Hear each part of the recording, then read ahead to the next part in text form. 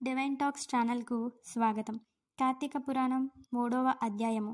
జనక మహారాజా, కార్తీక మాసమున ఏ చిన్న దానము చేసినను అది గొప్ప ప్రభావము కలదై వారికి సకల ఐశ్వర్యములు కలుగటయే కాక మరణ అనంతరం శివ సాన్నిధ్యానికి చేరుదురు. కానీ కొంతమంది భోగభాగ్యములు విడువలేక కార్తీక స్నానములు చేయక అవినీతి పరులై భ్రష్టులై సంచరించి కడకు క్షుద్ర జన్మలు అనగా కోడి, కుక్క, పిల్లిగా జన్మింతురు.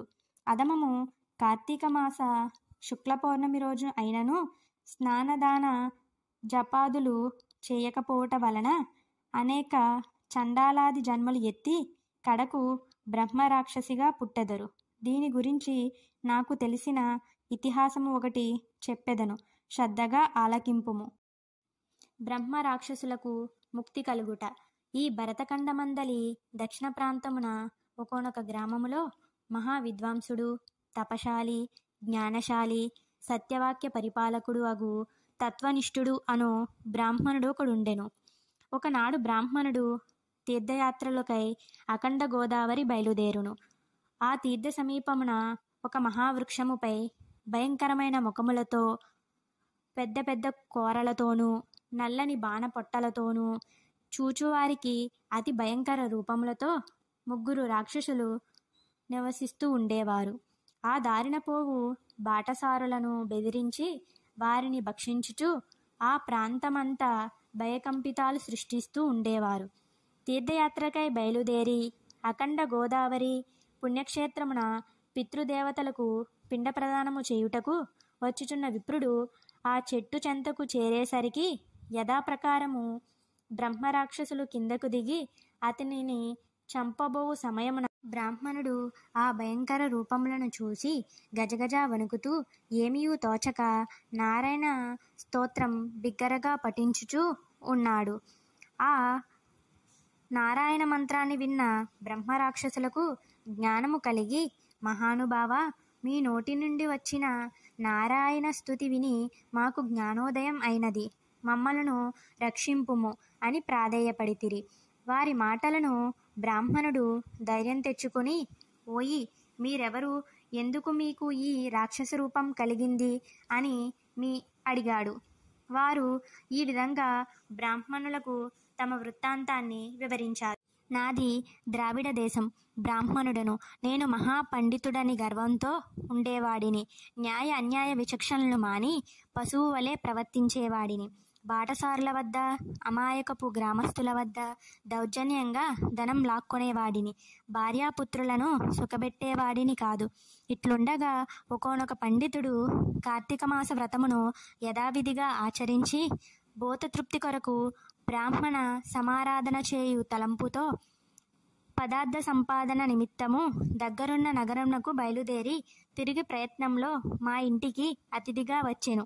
వచ్చిన పండితుణ్ణి నేను దూషించి కొట్టి అతని వద్దనున్న ధనము వస్తువులు తీసుకొని ఇంటి నుండి గెంటివేశాను.